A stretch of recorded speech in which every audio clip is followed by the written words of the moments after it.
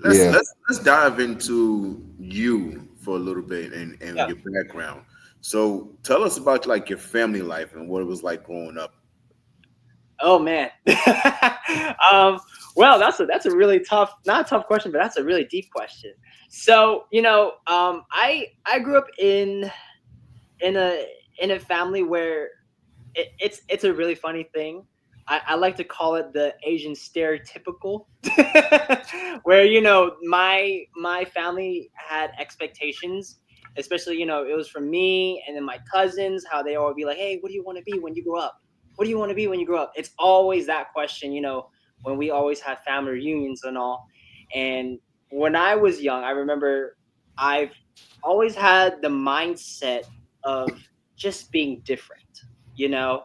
And I remember this one day, my grandma would always ask everybody, like, "Hey, what do you want to do when you grow up? When you graduate college, when you this, what do you want to do?" And I would hear my cousins being like, "Hey, I want to be a doctor, a lawyer." It's the stereotypical kind that everyone, that your parents or any, in general wants to expect their kids to be, you know. And for me, during that time, I told them I just wanted to be an actor, an actor, a filmmaker, and then now as a pro wrestler. And sometimes, my family will look at me like, "You think that's an easy job?" And they'll look at me crazy. I'm like, "What? I just love the atmosphere of it. I love being challenged. I love being able to be different. I love to break out of the stereotypical culture, especially myself as a Vietnamese American.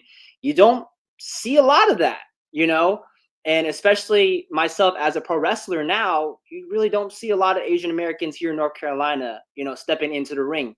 And matter of fact, just being able to step into that ring and then coming out of that, and I just hear people saying like, "Yo, this is really cool. I've never seen an Asian American wrestle in North Carolina."